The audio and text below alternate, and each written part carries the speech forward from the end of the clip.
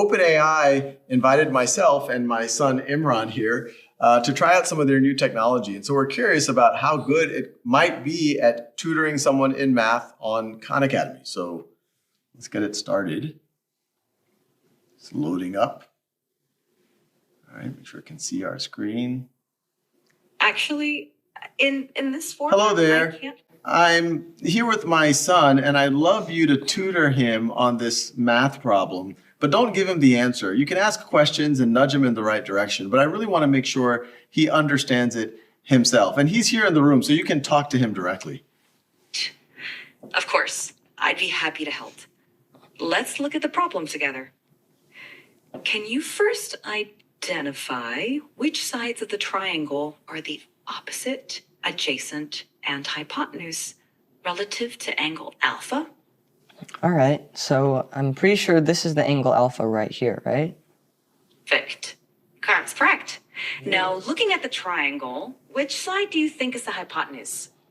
Remember the hypotenuse?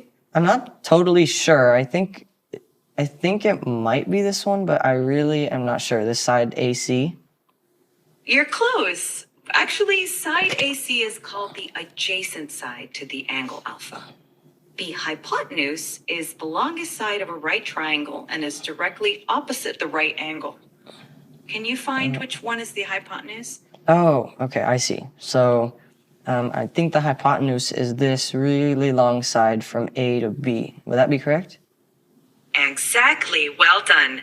Now that you've identified the hypotenuse, can you identify which side is the opposite side to angle alpha?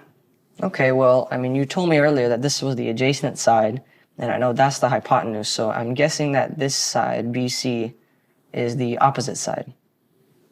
Great deduction. That's absolutely correct. Now that you've identified all the sides relative to angle alpha, do you remember the formula for finding the sine of an angle in a right triangle? Yeah, I know that the sine is equal to the opposite over the hypotenuse. Perfect. That's absolutely right. Now, can you apply that formula to find sine alpha in the triangle using the lengths of the sides that we've identified? Okay, so, I mean, you told me that 7, this side BC, is the opposite side. And then you said that the hypotenuse is the longest side, so that would be this side AB, which is 25. So would the answer be 7 over 25? Excellent work.